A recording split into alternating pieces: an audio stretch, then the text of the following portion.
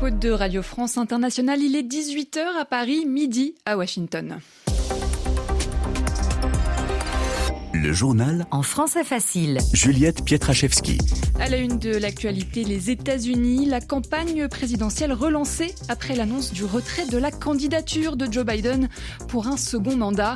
Il soutient sa vice-présidente Kamala Harris en vue de l'investiture démocrate. De leur côté, les républicains n'ont pas perdu de temps et l'attaquent déjà. On y reviendra dans le détail dans un instant. Dans l'actualité également au Bangladesh, la situation est sous contrôle selon le chef de l'armée. Après des manifestations réprimées, on compte au moins 163 morts. On fera un point sur la situation dans ce journal. Et puis en France, de la politique à gauche, qui pour candidater à Matignon? La liste des candidats potentiels pour devenir Premier ministre se réduit à nouveau. La diplomate Laurence Toubiana, spécialiste des questions environnementales, renonce à postuler. Direction Washington, le président américain Joe Biden renonce à se présenter pour un second mandat. L'annonce est tombée hier et a fait l'effet d'une bombe dans les médias américains et du monde. Depuis son débat raté contre Donald Trump, Joe Biden faisait face à de nombreuses critiques et de multiples appels pour renoncer à sa candidature pour la prochaine présidentielle. Dans la foulée de son retrait, le président américain a annoncé son soutien à la candidature de sa vice-présidente Kamala Harris. Elle est la favorite pour l'investiture démocrate. L'investiture, c'est-à-dire le moment où un parti choisit et désigne un candidat à une élection. Kamala Harris elle-même s'est immédiatement déclarée prête à la remporter juste après le retrait de Joe Biden. Il y a quelques minutes, elle a salué le bilan du président. Tous ces événements relancent la campagne américaine. C'est le moins qu'on puisse dire. Correspondance avec David Thompson. Oui, cette annonce relance les démocrates. Plusieurs indicateurs le montrent. D'abord, l'argent qui compte beaucoup dans les campagnes politiques américaines. Un peu comme les sondages, les donations donnent une indication du niveau d'enthousiasme suscité par un candidat. Et depuis l'annonce du retrait de Joe Biden et son soutien de Kamala Harris, ces donations affluent pour la vice-présidente. Elle a récolté 49,6 millions de dollars en moins de 24 heures, selon sa porte-parole. C'est un vrai signe d'intérêt pour sa candidature. Autre signe d'engouement en sa faveur, les soutiens qui s'accumulent. Le temps est venu de soutenir Kamala Harris, écrivent Bill et Hillary Clinton, et de tout mettre en œuvre pour la soutenir. Soutien aussi du gouverneur de Pennsylvanie, Ben Shapiro, de celle du Michigan, Gretchen Whitmer, deux colistiers potentiels. Le puissant chef du groupe parlementaire afro-américain à la Chambre des représentants, Jim Clyburn, la soutient également. Mais le risque d'une primaire ouverte n'est pas exclu. C'est l'option privilégiée par Nancy Pelosi et Barack Obama, sans doute les deux voix les plus influentes au sein du Parti démocrate, qui eux n'ont pas encore soutenu officiellement la candidature de Kamala Harris. En parallèle de cette campagne bouleversée aux États-Unis, les républicains, de leur côté, n'ont pas attendu très longtemps pour concentrer leurs attaques sur Kamala Harris. On y revient tout de suite avec Harim Lipold. Quelques heures seulement après le retrait de Joe Biden, les républicains ont commencé à publier leur premier spot de campagne qui cible directement Kamala Harris. Kamala Harris est présentée comme étant trop laxiste sur l'immigration et ce, depuis longtemps, déjà lorsqu'elle n'était que ministre de la Justice en Californie. Mais ce n'est pas le seul angle d'attaque choisi par les républicains. Dans un autre spot de campagne lancé également hier et diffusé notamment dans les swing states du Midwest, la vice-présidente est accusée d'avoir été dans le coup pour dissimuler le déclin mental de Joe Biden. Elle est décrite comme la force motrice derrière les politiques de l'administration démocrate. Mais le camp républicain, dans ses premières réactions, ne cible pas uniquement Kamala Harris. À l'instar du député Carlos Giménez, les conservateurs demandent à Joe Biden de ne pas seulement renoncer à sa candidature, mais de démissionner de sa fonction de président pour des raisons de santé. Les explications d'Harim Lipold. Le journal en français facile. Un point sur le Moyen-Orient et la situation à Gaza. Le Premier ministre israélien Benyamin Netanyahou est parti pour les États-Unis, à Washington plus précisément, Pour rappel, les États-Unis sont le premier allié et principal soutien militaire d'Israël. Le Premier ministre de l'État hébreu doit prononcer un discours devant le Congrès américain alors que l'armée israélienne se prépare à des opérations dans le sud de la bande de Gaza. La zone a fait l'objet d'un nouvel appel à évacuer. Un peu plus tôt dans la journée, selon le ministère de la Santé du Hamas, au moins 37 personnes ont été tuées et plus de 120 blessées par l'armée israélienne ce lundi. Ces chiffres s'appuient sur les arrivées au sein de l'hôpital Nasser.